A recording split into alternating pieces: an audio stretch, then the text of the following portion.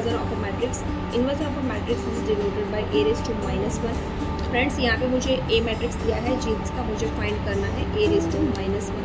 तो friends a raised to -1 मतलब a inversion का जो फार्मूला है वो है adjective of a divide by determinant of a. सबसे पहले फ्रेंड्स हम फाइंड करते हैं एडजॉइंट ऑफ a. तो फ्रेंड्स मेरे पास है मैट्रिक्स a 1 2 3 4 जिसका मुझे एडजॉइंट फाइंड करना है. एडजॉइंट फाइंड करने के लिए सबसे पहले फ्रेंड्स मुझे उसका ये जो मैट्रिक्स मुझे दिया है उसका मुझे कोफैक्टर फाइंड करना है. कोफैक्टर मतलब माइनॉर फाइंड करना बोल सकते हो, कोफैक्टर्स फाइंड करना बोल सकते हो.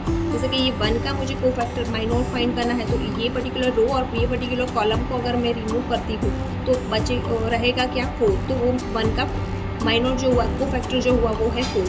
सेम वे 2 का जो कोफैक्टर है अगर मैं ये रो और ये कॉलम में रिमूव करती हूँ तो जो बचेगा वो है 3. वो मुझे यहाँ पे रखना है. सेम वे फॉर 3 अगर मैं ये रो और ये कॉलम रिमूव करती हूँ तो मुझे मिलेगा 2. तो 3 का जो कोफैक्टर है वो है 2 एंड सेम वे 4 का कोफैक्टर है 1. तो सबसे पहले मुझे फ्रेंड्स कोफैक्टर फाइंड कर लेना है. कोफैक्टर फाइंड करने के बाद में मुझे हमें ये जो कोफैक्टर है मतलब उसका ट्रांसपोज करना है. मतलब रो को हमें कॉलम बनाना है. मतलब 4 है 3 2 1.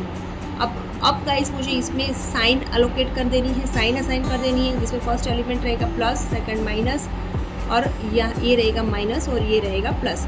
तो फाइनल जो मेरा एडजॉइंट ऑफ ए है उसका मेरा फाइनल आंसर है 4 -2 -3 1. ओके. और अब फ्रेंड्स मुझे फाइंड करना था इन्वर्जन ऑफ ए. तो इन्वर्जन ऑफ ए के लिए adjoint of A divide by determinant of A. तो यहाँ पे मुझे एडजॉइंट ऑफ ए का फाइनल आंसर मिल गया. बट अब मुझे फाइंड करना है determinant of A. So friends हमें कोई भी मैट्रिक्स का डिटर्मिनेंट फाइंड करना हो, सपोज मेरे पास है ए बी सी डी ऐसा एक मैट्रिक्स है तो उसका डिटर्मिनेंट अगर मुझे फाइंड करना है तो मुझे ये दोनों का मल्टीप्लिकेशन करना है ए डी और उसमें से मुझे ये दोनों माइनस करना है.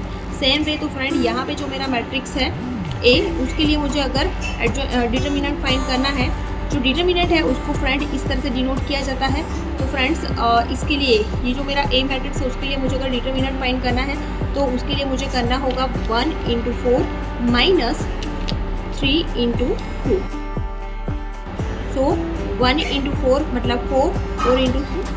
सो फ्रेंड्स यहाँ पे मेरा जो फाइनल आंसर आया है वो है -2. तो मेरा डिटर्मिनेंट ऑफ ए की वैल्यू है -2. अब फ्रेंड्स जो हमने यहाँ पे फॉर्मूला रखी थी तो ये inversion of A is equal to adjoint of A divide by determinant of A. तो अभी मुझे इसमें डायरेक्टली एडजॉइंट ऑफ ए जो मैट्रिक्स आया है मेरा एडजॉइंट ऑफ ए वो मैं यहाँ पे रखूँगी 4 -2 -3 1.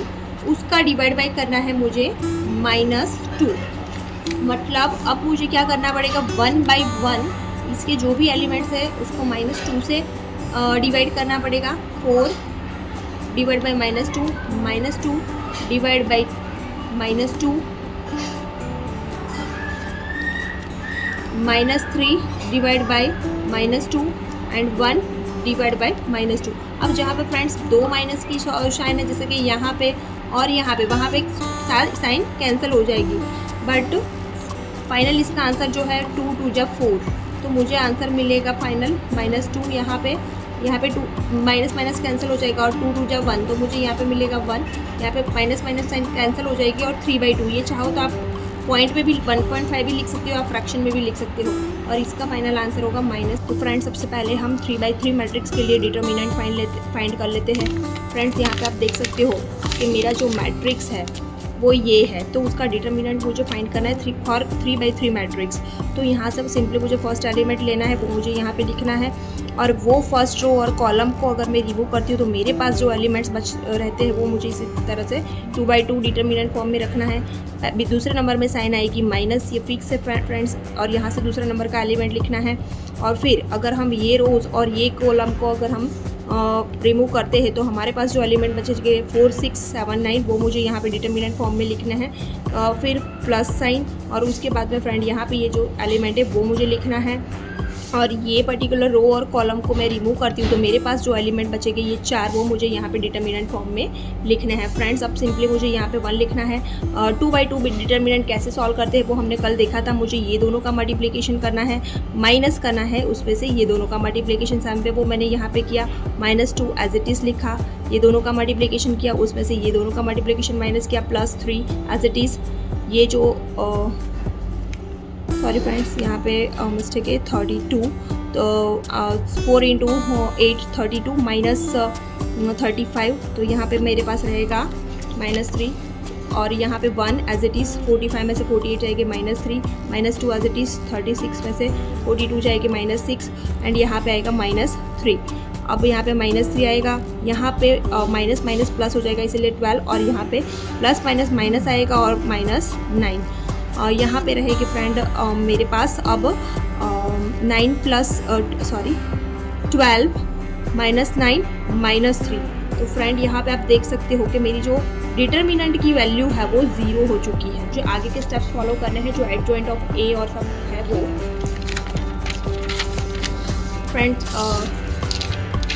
फ्रेंड जो इन्वर्जन ऑफ मैट्रिक्स था उसमें मैंने सबसे पहले डिटर्मिनेंट फाइंड कर लिया। अब मुझे फाइंड करना है एडजॉइंट ऑफ मैट्रिक्स। जैसे कि यहाँ पे फ्रेंड मेरा ये एक मैट्रिक्स है ए, जिसका मुझे इन्वर्जन फाइंड करना था, तो उसका एडजॉइंट कैसे फाइंड करते हैं वो हम यहाँ पे लिख रहे हैं। ये जो पर्टिकुलर एलिमेंट है, तो अगर उसके लिए हम करेंगे तो ये सबसे के लिए हमें सबसे पहले कोफैक्टर्स फाइंड कर लेने हैं। तो कोफैक्टर फाइंड करने के लिए अगर ये हम 1 के लिए कोफैक्टर फाइंड कर रहे हैं तो ये पर्टिकुलर रो और कॉलम रिमूव करने से मुझे जो एलिमेंट मिलेंगे वो इस तरह से 2/2 डिटर्मिनेंट फॉर्म में लिखेंगे। फिर इसके लिए लिखेंगे पर्टिकुलर रो और कॉलम रिमूव करते हुए जो भी एलिमेंट मिलेंगे वो यहाँ पे लिखेंगे।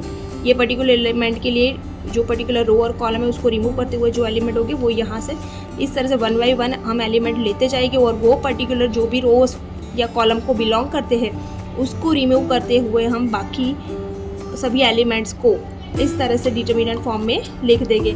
फ्रेंड्स फिर हमें सिंपली इसको 2/2 डिटर्मिनेंट में सॉल्व करने हैं, यहाँ पे ऐसे ऐसे। तो इस तरह से आप फ्रेंड्स देख सकते हो कि मुझे इस तरह से ये वैल्यूज़ मिल चुकी हैं 1 बाय 1, और ये जो वैल्यू मिली है तो फ्रेंड्स यहाँ पे आप देख सकते हो अभी मुझे एडजॉइंट ऑफ ए नहीं मिला है, सिंपली मैंने कोफैक्टर मैट्रिक्स फाइंड किया है। This is called cofactor matrix. अब फ्रेंड्स ये कोफैक्टर मैट्रिक्स जो मिला है उसका मुझे करना है ट्रांसपोज। तो ट्रांसपोज करेंगे तो रो को हम कॉलम फॉर्मेट में लिखेंगे। तो यहाँ पे आप देख सकते हो -3 -6 -3, इस तरह से मैंने ये कोफैक्टर वाले मैट्रिक्स से उसका ट्रांसपोज कर दिया है। और फाइनली फ्रेंड मुझे इस तरह से उसको वैल्यूज असाइन करनी है, plus minus plus minus plus minus plus minus plus. आप देख सकते हो फ्रेंड्स यहाँ पे मैंने ब्रैकेट में लिखा है प्लस माइनस इस तरह से। तो मेरे जो भी एलिमेंट्स है उसको अगर प्लस माइनस यहाँ पे होगा -3, और यहाँ पे माइनस माइनस +6 हो जाएगा, प्लस माइनस -3 हो जाएगा, माइनस माइनस +6 हो जाएगा, प्लस माइनस -1 हो जाएगा, माइनस माइनस +6 हो जाएगा, प्लस माइनस -3 हो जाएगा, माइनस माइनस +6 हो जाएगा, प्लस माइनस -3 हो जाएगा। तो फ्रेंड ये जो मिला है वो मुझे है एडजॉइंट ऑफ ए मिला है। और अब मुझे फाइनली फाइंड करना है इन्वर्जन ऑफ ए। तो friend inversion of A find करने के लिए एडजॉइंट का जो मैट्रिक्स है, ये जो फॉर्मूला थी मैट्रिक्स इन्वर्जन की, adjoint of A divide by determinant of A. So friends यहाँ पे आप देख सकते हो ये मुझे पूरा जो एडजॉइंट का मैट्रिक्स मिला है वो मैंने यहाँ पे लिख दिया है, और मेरी डिटर्मिनेंट की वैल्यू हो गई थी 0। तो फ्रेंड अब यहाँ पे आप देख सकते हो कि कोई भी डिजिट को, मतलब यहाँ पे मुझे फाइनली अगर लिखना हो इसके लिए तो हम लिख सकते हैं 1 डिवाइड बाई 0। इसीलिए इस तरह से डिटर्मिनेंट की ये पर्टिकुलर एग्जांपल के लिए फ्रेंड्स जो डिटर्मिनेंट की वैल्यू है वो 0 है, but suppose non zero value हो तो आप आपको इस तरह से 1 डिवाइड बाई करके जो भी प्लस माइनस वैल्यू आती हो उसको डिटर्मिनेंट फॉर्म में लिखनी, और 1 बाई आप चाहो तो यहाँ तक भी फाइनल आंसर रख सकते हो, और आप चाहो तो ये जो पर्टिकुलर डिटर्मिनेंट की वैल्यू आई है उसको 1 बाई 1 सभी एलिमेंट के थ्रू डिवाइड भी कर सकते हो, और फाइनल उसको हो सके उतना कैंसिलेशन करना है। Thank you for watching guys.